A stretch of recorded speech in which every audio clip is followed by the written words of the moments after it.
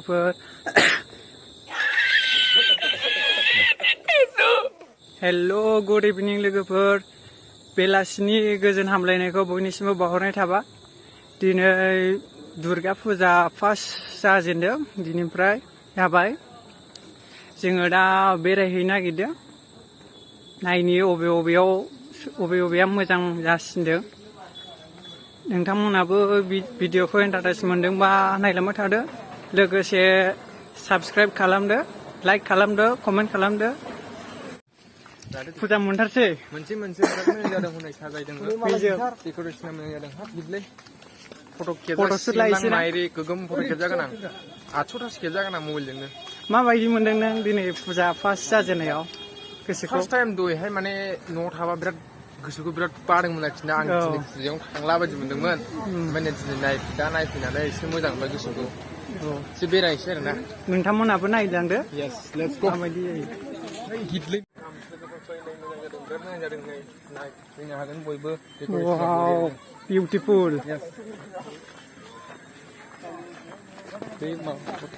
बिदिनो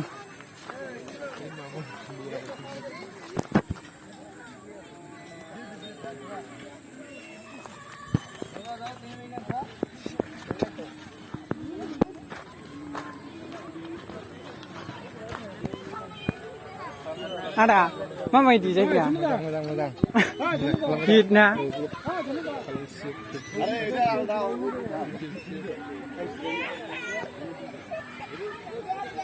वाव दलगाव गसाइगाव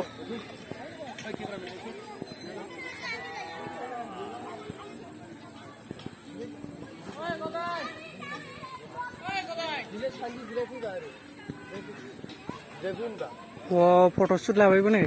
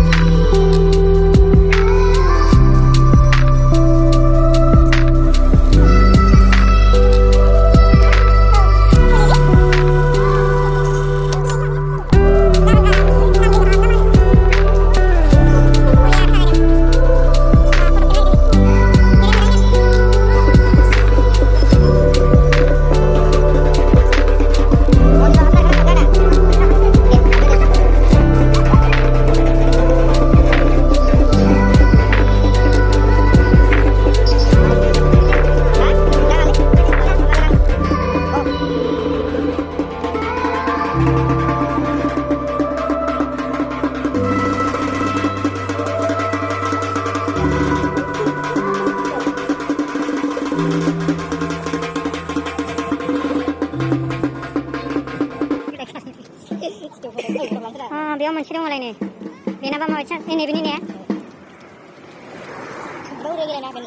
दंबावो अबेयाव लांखै दं खेबजागौमोन ना लाइटजोंलाय मोजां नुजोबो गासिखौबो मोनायाव मोजां नुयो सिख्लाफोर नुवाखै नुदों हनै गोजौआव गोजौ बिदि खेबाना मम' जासै मम' जाखांनानै आलौजोब्बाय गुस्थिया ओरै जाला हालावाखै हाला